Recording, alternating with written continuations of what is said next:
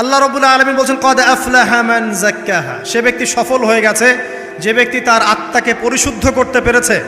ওয়া কদ খাবা মান দাসাহা, যে ব্যক্তি আত্মাকে পরিশুদ্ধ করতে পারে নাই সে ব্যক্তি ধ্বংস হয়ে গেছে। কিভাবে পরিশুদ্ধ করবেন? তিনটা হাদিস আপনাকে আগে শোনাই। এক, আল্লাহ রাব্বুল আলামিনের হাবিব মুহাম্মদ সাল্লাল্লাহু আলাইহি ওয়াসাল্লাম, দরুদ পড়েন, বলেন সাল্লাল্লাহু আলাইহি ওয়াসাল্লাম।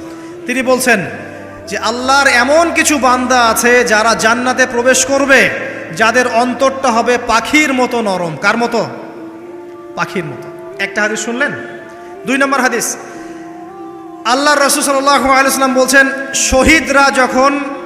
শহীদদের আত্মা যখন আল্লাহর কাছে পৌঁছায়, আল্লাহ রাব্বুল আলামিন সেই আত্মাগুলোকে সবুজ রঙের কিছু পাখির মধ্যে প্রদান করেন এবং সেই পাখিগুলো আরশের নিচে লণ্ঠন আছে এখানে বসে থাকে এবং তারা জান্নাতের যে কোনো জায়গায় যায়, ঘুরে খাবার খায়, আবার ফিরে আসে।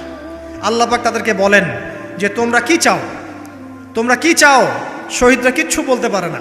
কি চাইবো? আল্লাহ এত নিয়ামত দিয়েছেন, কি চাইবো? যখন আল্লাহ বারংবার প্রশ্ন করতে থাকেন তোমরা কি আর কিছু চাও, তোমরা কি আর কিছু চাও, তোমরা কি আর কিছু চাও, তখন শহীদরা শেষে বুঝে যে আমাদের কিছু না কিছু তো বলতে হবে এখন। তখন তারা বলে হে আল্লাহ, আমরা আরও একবার পৃথিবীতে যেতে চাই এবং তোমার পথে জীবন দিয়ে আবার ফিরে আসতে চাই। আল্লাহ পাক বলেন এই সুযোগ তো আর নেই, অতএব তোমাদের আর কিছু চাওয়ার নেই, তোমরা এখানেই থাকো।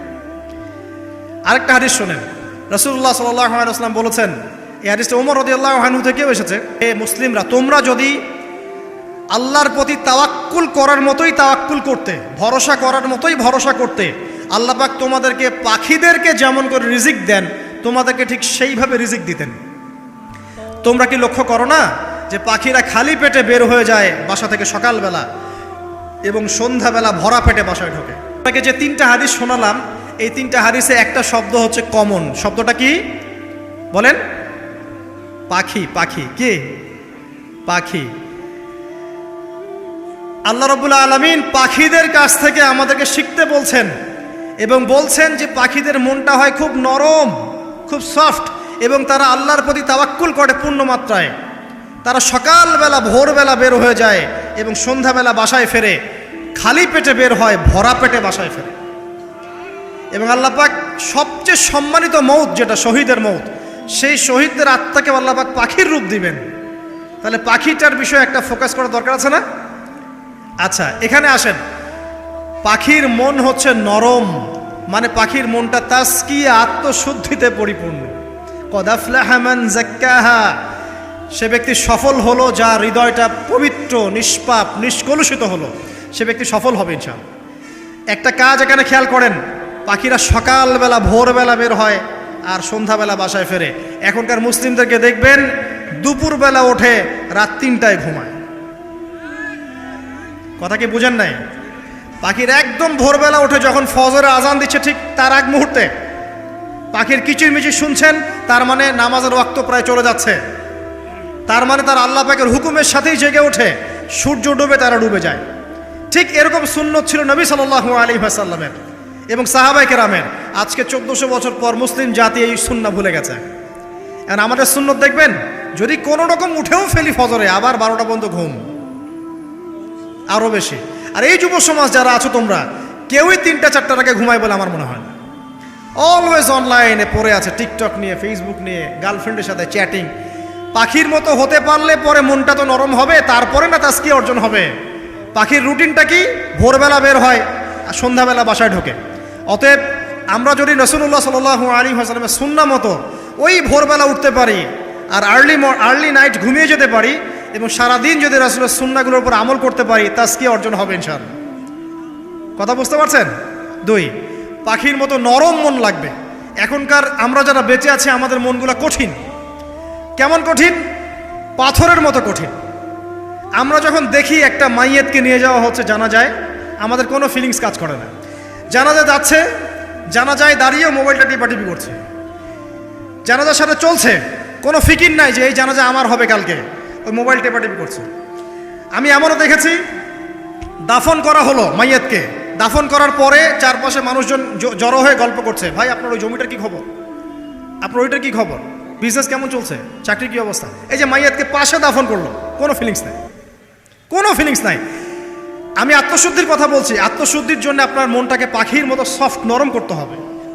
যখন আপনি সফট নরম করবেন এবং আত্মশুদ্ধি অর্জন করবেন, তখন দুই ডানা মেলে আপনি আকাশে উঠতে পারবেন ইনশাআল্লাহ।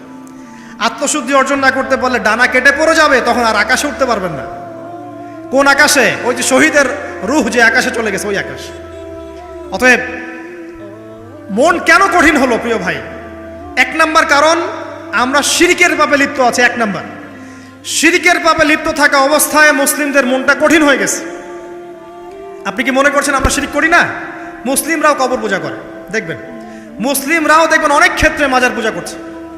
আমি বলিনি যে অলিয়া উলিয়ার মাজার জিয়ারত করা যাবে না, আমি কথা বলছি না, কিন্তু আপনি মৃত মানুষের কাছে আপনার ভালো মন্দ চাইতে পারেন না। কথা বুঝতে পারেন না? আমরা অবশ্যই অলিয়া উলিয়াদের কবর জিয়ারত করব। এটা আপনাকে মৃত্যুর কথা স্মরণ করাবে, তাদের একটা রব আছে যেটাকে আমরা প্রভাব বলি, এটা আপনার মধ্যে আসবে। আমরা অবশ্যই জিয়ারত করব। জিয়ারত করতে বলেছেন নবী সাল্লাল্লাহু আলাইহি ওয়াসাল্লাম, কারণ এটা আপনাকে পরকালের কথা কি করবে? স্মরণ করাবে। ওমরা করতে যান, আল্লাহ পাক সবাইকে তৌফিক দান করুন ওমরা হজ করার এবং বড় হজ করার, আমি দোয়া করি। ওখানে সবচেয়ে সেরা যে দৃশ্যগুলো দেখা যায় তার মধ্যে একটা রাসূলুল্লাহ সাল্লাল্লাহু আলাইহি ওয়াসাল্লামের রওজা। ওখানে গেলে চোখের পানি ঝরে না এমন কোনো মুসলিম নাই, আছে? নাই। আরেকটা সবচেয়ে মন নরম করা একটা দৃশ্য হচ্ছে জান্নাতুল বাকি, যেটা আমরা বাকিউল গারকাত বলি, যেখানে আপনি দেখবেন সাহাবায়ে কেরাম রাদিয়াল্লাহু আনহুমের কবর, যতদূর চোখ যায় তাদের কবর। কবরের কোনো মাজার নাই, সেখানে কোনো তাওয়াফ হচ্ছে না কবরকে কেন্দ্র করে, সেখানে কবরে কেউ ফুল চড়াচ্ছে না, একটা ছোট্ট পাথর দেখা যায়, খেলার কিছু না। পৃথিবীর সবচেয়ে শ্রেষ্ঠ মানুষগুলো সেখানে শুয়ে আছেন। ওখানে গিয়ে দাঁড়াবেন, দেখবেন নিজেকে তুচ্ছ বলে মনে হবে আমি এই পৃথিবীতে আর কি করছি? সেরা মানুষগুলোই মাটির নিচে, আমি এখানে কি করছি? তো দেখুন প্রিয় ভাইরা, অবশ্যই অলিয়া উলিয়াদের কবর জিয়ারত করবেন, কিন্তু মৃত ব্যক্তি আপনার কল্যাণ করতে পারবে? অকল্যাণ করতে পারবে? হ্যাঁ, তারা আল্লাহর কাছে সুপারিশ করতে পারবে আল্লাহ পাক যখন তাদেরকে অনুমতি দিবেন। তারপরে আল্লাহ পাক যখন অনুমতি দিবেন, তখন নবী সাল্লাল্লাহু আলাইহি ওয়াসাল্লাম সুপারিশ করবেন, অলিয়া উলিয়াগণ করবেন, আলেম ওলামা করবেন, শহীদগণ করবেন, হাফেজে কোরআন করবে, অনেকেই করবেন ইনশাআল্লাহ।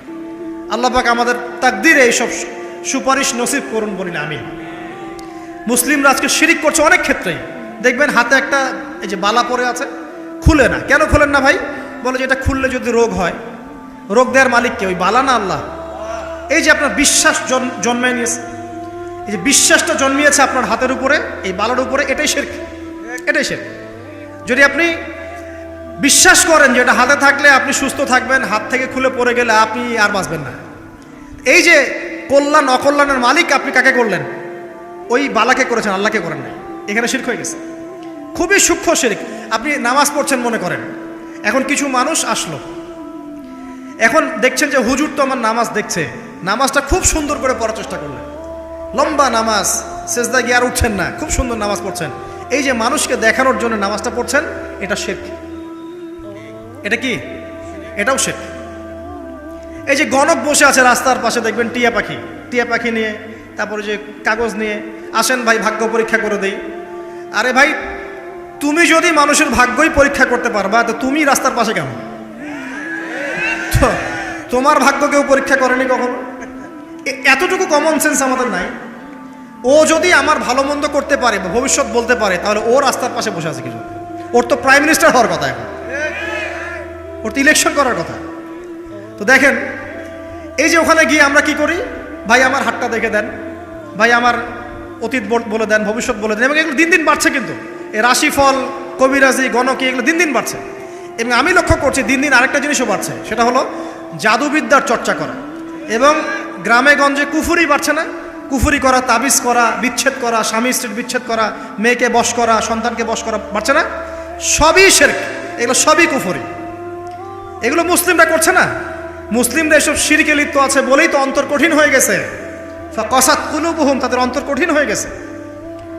তো একটা হাদিস বলে এখানে খালি, নবী সাল্লাল্লাহু আলাইহি ওয়াসাল্লাম বলছেন, যদি কেউ কোনো গণকের কাছে যায়, গিয়ে বলে দেখেন তো আমার হাতটা একটু, ও কিন্তু বিশ্বাস করে না যে এ ভবিষ্যৎ বলতে পারে, খালি এমনি বলেছে একটু দেখেন তো, বলার সাথে সাথেই 40 দিনের নামাজ কবুল হবে না।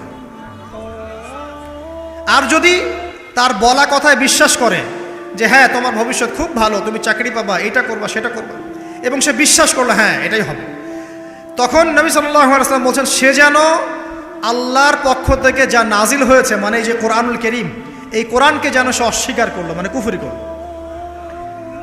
এগুলো আমরা করছি না ভাই? অনেক কিছু করি আমরা। স্তম্ভের পূজা করছি, অনেক মুসলিম আগুনের পূজা করছে। আগুন জ্বালিয়েছেন, মাথা নত করছেন কেন? আগুনের সামনে আপনি মাথা নত করবেন কেন? আপনি একটা স্তম্ভের সামনে, গাছের সামনে দাঁড়িয়ে মাথা নত করে ধ্যান করবেন কেন? আপনি মেডিটেশন করছেন কি জন্য? আপনাকে নামাজ দেয়া হয় নাই? 5 ওয়াক্ত নামাজ দেয়া হয় নাই?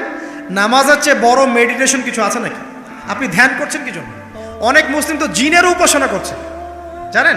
অনেক মুসলিম জিনকে তাবে করার চেষ্টা করছে। আর জিন বলে একটা জাতি আছে, এটা সত্য। তো এরকম প্রতিটা ক্ষেত্রে শিরক আছে। শিরক কথায় আছে, কাজে আছে, বিশ্বাসে আছে। দেখবেন মুসলিমরাই আল্লাহ ছাড়া অন্য কারো কাছে দোয়া করছে, মুসলিমরা নজর মানত করছে অন্য জায়গায়, আল্লাহর জন্য নজর মানত করছে না, অন্য কাউকে সন্তুষ্ট করার জন্য করছে। সন্তান হয় না, সন্তান হয় না, এখন কি হবে? সন্তান হয় না তো অমুকের কাছে যাও, সেখানে গিয়ে বকরি জবাই দাও, সন্তান হবে। সুবহানাল্লাহ। তো এই পদ্ধতি ইব্রাহিম আলাইহিস সালামের জানা ছিল না যে শেষ বয়সে তিনি বলছেন রব্বি হাবলি মিনাস সালিহিন? আপনি এই দোয়া করতে পারেন না? সন্তান হবে না কেন? আল্লাহ পাক তাকদিরে লিখে রাখলেন, অবশ্যই হবে। আর আল্লাহ পাক তাকদিরে না লিখলে কিভাবে হবে? তাকদিরে যে ব্যক্তি বিশ্বাস করে না সে ব্যক্তি হতাশ হয়। যা কিছু হচ্ছে আমাদের জীবনে সবই তাকদির, এর বাইরে একটা মানুষও যেতে পারবে না। তো প্রিয় ভাইরা, কথায়, কাজে এবং চিন্তায় আমরা অনেক শিরিক করছি। শিরিকের কারণে আমাদের অন্তর কঠিন হয়ে গেছে। আরও কেন কঠিন হচ্ছে? বেদাত। আমল করছেন নবীর সুন্নত মানার জায়গায় অন্য কিছু আপনি করছেন, এমন এমন কিছু আমল করছেন যেগুলোর সাথে রাসূলের সুন্নতের কোনো সম্পর্ক নাই এবং সাহাবীদের সুন্নতেরও কোনো সম্পর্ক নেই। এই ক্ষেত্রে গিয়ে আপনি বেদাত করছেন, বেদাত করে অন্তর কঠিন হয়ে যাচ্ছে। অন্তর কঠিন হওয়ার একটা বড় কারণ হচ্ছে হারাম রিজিক। যখন আপনি হারাম রিজিকে যাচ্ছেন, সুদ, ঘুষ, আপনার দুর্নীতি, আপনার এই যে অন্যের সম্পদ আত্মসাৎ করা, হালাল হারামের পরোয়া না করা, এই রিজিক দিয়ে যখন আপনি আপনার দেহ, রক্ত, মাংস গঠিত হচ্ছে, আপনার কলবটা শক্ত হয়ে যাচ্ছে। আমি কি বুঝাতে পারছি না? হারাম রিজিক যখন আপনার শরীরে ঢুকছে, অন্তরটা শক্ত হয়ে যাচ্ছে। একটা হাদিস যথেষ্ট। আল্লাহ রাসূল বলেছেন ইন্নাল্লাহা তাইয়্যিব লা ইকবালু ইল্লা তাইয়্যিব। আল্লাহ পাক পবিত্র সত্তা, তিনি পবিত্র ছাড়া কবুল করেন না। আপনি 10টা হজ করে আসেন, চুরির টাকা দিয়ে, ডাকাতির টাকা দিয়ে, আত্মসাতের টাকা দিয়ে, দুর্নীতির টাকা দিয়ে, যদি কবুল হয় তাহলে কোরআন সুন্নাহ মিথ্যা হয়ে যাবে, নাউযুবিল্লাহ। কথা কি বুঝতে পারছেন না? আল্লাহ রাব্বুল আলামিন বলছেন আল্লাহ পাক পবিত্র ছাড়া কবুল করেন না। হারাম রিজিক দিয়ে ইবাদত কবুল হয় না। আমরা ওই যে রংপুর অঞ্চলে একবার ওই যে হারাগাছ একটা অঞ্চল আছে না, সেখানে গিয়েছিলাম। সেখানে মাশাআল্লাহ আবার বিড়ির অনেক ফ্যাক্টরি আছে। কিসের? বিড়ি তো হালাল নাকি? তামাক তো হালাল নাকি? তো সেখানে বিড়ি ফ্যাক্টরির অনেক মালিক আছে এবং তারা মসজিদ কমিটির অনেক দায়িত্বপ্রাপ্ত আর কি। মুসলিমদের গায়রত্ব এখন নাই, মুসলিমরা এদেরকে আবার মসজিদ কমিটির সদস্যও বানিয়েছে। তো এখন মসজিদ কমিটিতে এসে তার প্রভাবে আর ইমাম সাহেব টিকতে পারে না। দুইজন বলে নামাজের পর হাত তুলে দোয়া করতে হবে, দুইজন বলে করা যাবে না। ঠিক আছে? এই নিয়ে ক্যাচাল। এই ক্যাচাল হতে হতে দেখা গেল এক পর্যায়ে মারামারি পর্যন্ত হয়েছে। মসজিদ ভাগত হয়েছে, মারামারিও হয়েছে। তো সেখানে আমাকে দাওয়াত করেছিল যে ওয়াজ করার জন্য, তো দোয়া করার কথা বলছে। তাই আমি বললাম যে দোয়া করে লাভ কি? দোয়া করলেই বাকি, না করলেই বাকি, রিজিকটাই তো হারাম। আপনি তো তামাকের টাকা খাচ্ছেন, তামাক, আপনি মাদকের টাকা খাচ্ছেন, এটাকে হালাল না হারাম? তো হারাম টাকা দিয়ে হাত তুলে দোয়া করলেই কি, না করলেই কি? দোয়া তো উঠছে না উপরে। আগে হারাম রিজিক ছাড়েন, তারপর দোয়া করুন। তো রিজিক হারাম হওয়ার কারণে আমাদের কি হচ্ছে? অন্তরটা কি হচ্ছে ভাই? কঠিন হচ্ছে। ওই পাখির মতো আর মুক্ত আকাশে উঠতে পারবেন না। তারপরে সামনে যান, আরও কেন কঠিন হয়? বস্তুবাদিতা, দুনিয়া।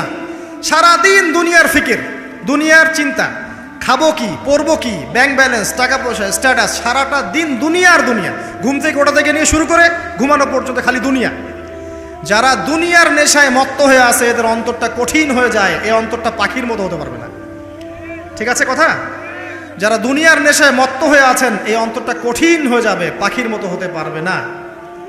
তারপর কি? আরও সামনে যান, দিনই জ্ঞান চর্চা না করা অন্তর কঠিন হওয়ার কারণ। আর কি কারণ?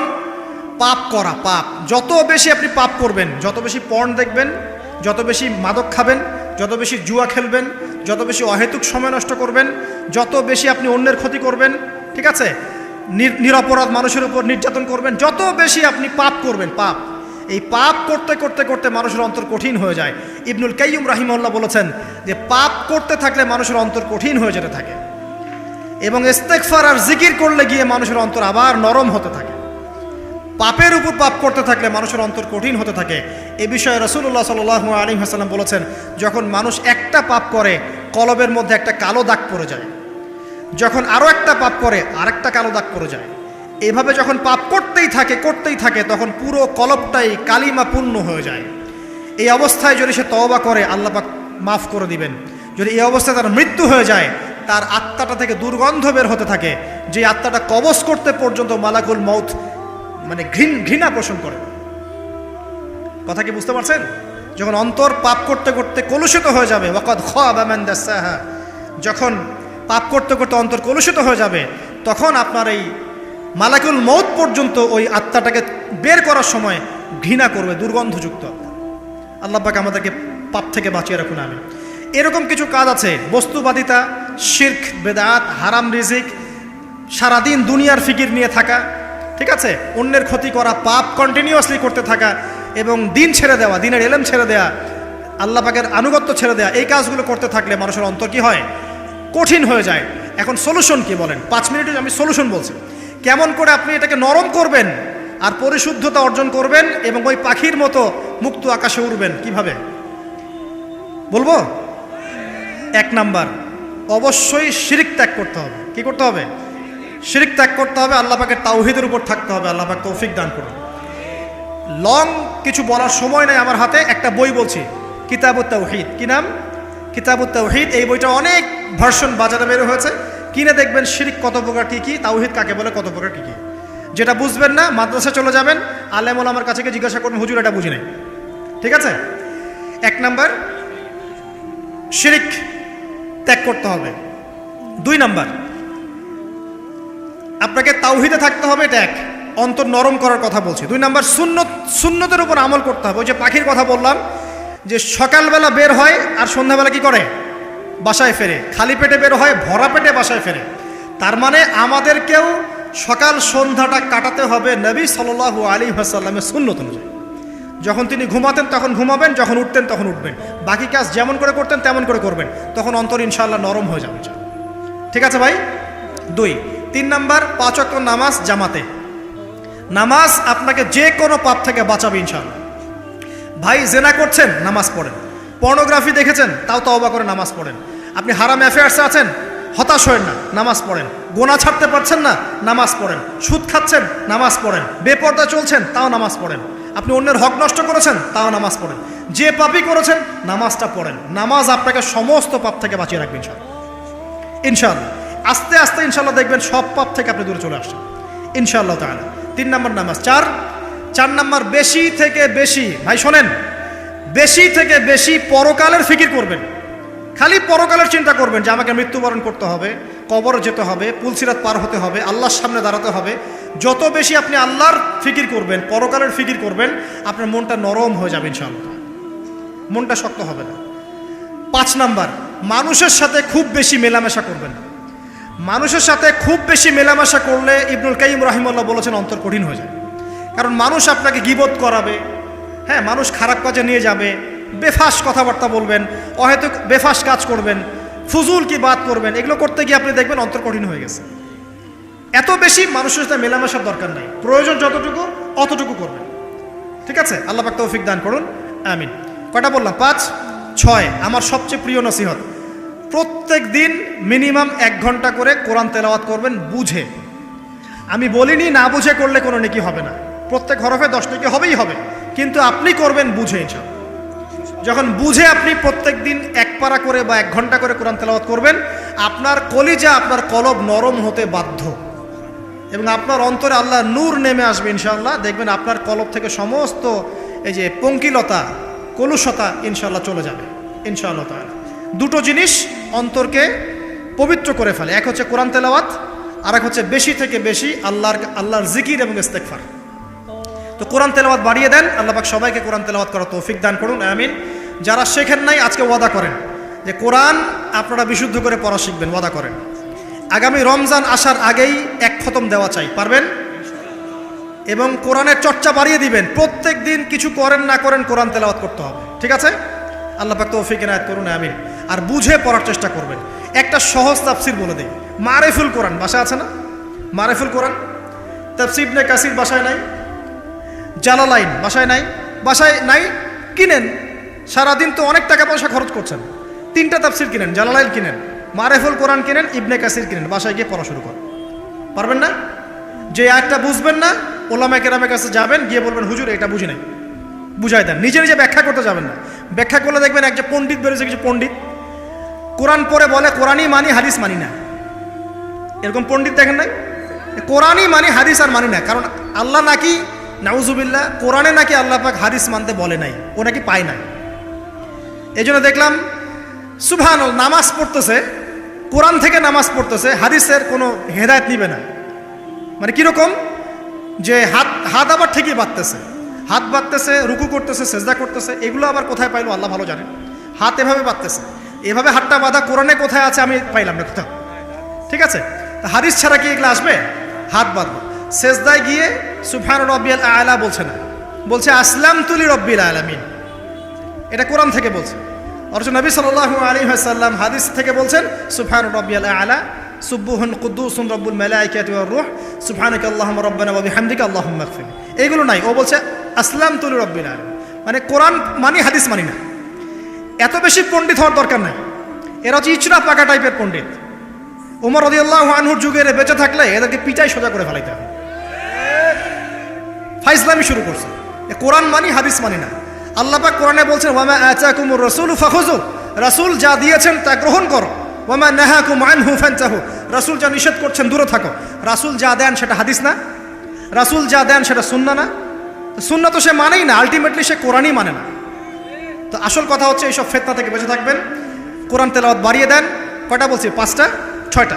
7 নাম্বার, বেশি থেকে বেশি ইস্তেগফার সারাদিন পড়বেন। আস্তাগফিরুল্লাহ ওয়া আতুবু ইলাইহি, আস্তাগফিরুল্লাহ ওয়া আতুবু ইলাইহি, আস্তাগফিরুল্লাহাল্লাযী লা ইলাহা ইল্লা হুয়াল হাইয়ুল কাইয়ুম ওয়া আতুবু ইলাইহি। প্রত্যেকদিন পড়তে থাকবেন 100 বার করে। কতবার করে? 100 বার।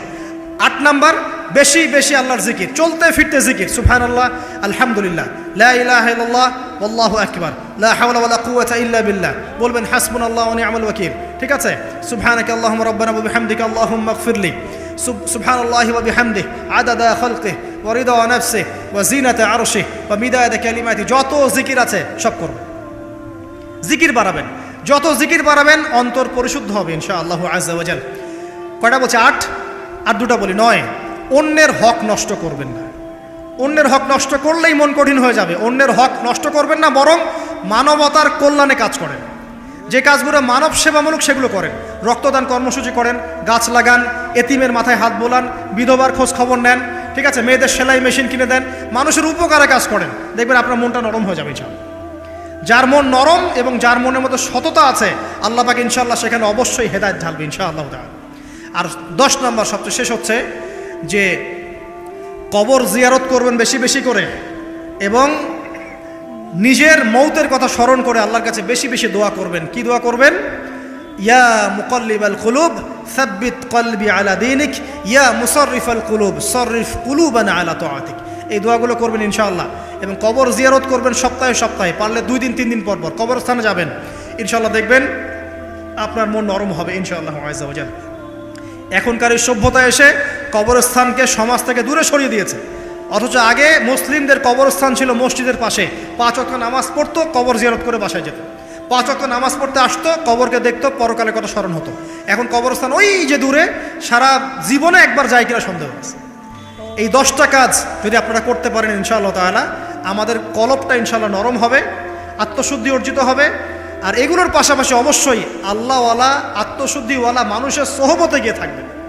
আল্লাহওয়ালা, আত্মশুদ্ধিওয়ালা মানুষের সোহবতে গিয়ে থাকলে তাদেরকে দেখেই দেখবেন মনটা নরম হয়ে যাবে ইনশাআল্লাহ। ইলমি পরিবেশে থাকেন, দিনী পরিবেশে থাকেন, আমর বিল মারুফ নাহি আনিল মুনকারের কাজ করেন। 3 দিন 7 দিন 40 দিন যতদিন পারেন আল্লাহর পথে সময় লাগান। আমি এটাকে আপনার আত্মশুদ্ধির জন্য বলছি, এটাই একমাত্র পথ পদ্ধতি আত্মশুদ্ধির, এটা বলছি না। এখানে গেলে আপনি ইনশাআল্লাহ আপনার ইসলাহ এবং সংশোধনের জন্য কাজ করতে পারবেন। আল্লাহ রাব্বুল আলামিন আমাদের সবার কলবগুলোকে পরিচ্ছন্ন করুন। আল্লাহ পাক আমাদের সবাইকে শিরকের পাপ থেকে বাঁচিয়ে রাখুন। হৃদয় কঠিন হওয়া থেকে বাঁচিয়ে রাখুন। আল্লাহ পাক আমাদেরকে বেশি থেকে বেশি কোরআন তেলাওয়াত করার তৌফিক দান করুন, দ্বীনি জ্ঞান চর্চা করার তৌফিক দান করুন। আল্লাহ পাক আমাদের সবাইকে হারাম রিজিক, জেনা, সুদ, ঘুষ থেকে বাঁচিয়ে রাখুন। আল্লাহ পাক আমাদেরকে পরকালীন চেতনায় এই দুনিয়ার জীবন কাটানোর তৌফিক এনায়েত করুন, আমিন। আমরা আজকে এই যে পাখিদের মতো অন্তর নিয়ে কথা বললাম, আমরা যদি এই আমলগুলোর মধ্য দিয়ে অন্তরটাকে পবিত্র করতে পারি, ইনশাআল্লাহ ওই শহীদদের যে নরম পাখির অন্তর সেটা আমরা লাভ করতে পারবো ইনশাআল্লাহ। এবং আরশের নিচে আল্লাহ রাব্বুল আলামিন আমাদেরকে ছায়া দিবেন ইনশাআল্লাহ তাআলা। আল্লাহ পাক আমাদের সবাইকে পাখি থেকে শিক্ষা নেওয়ার তৌফিক দান করুন, পাখির মতো মুক্ত আকাশে ডানা মেলার তৌফিক আল্লাহ পাক দান করুন, আমিন।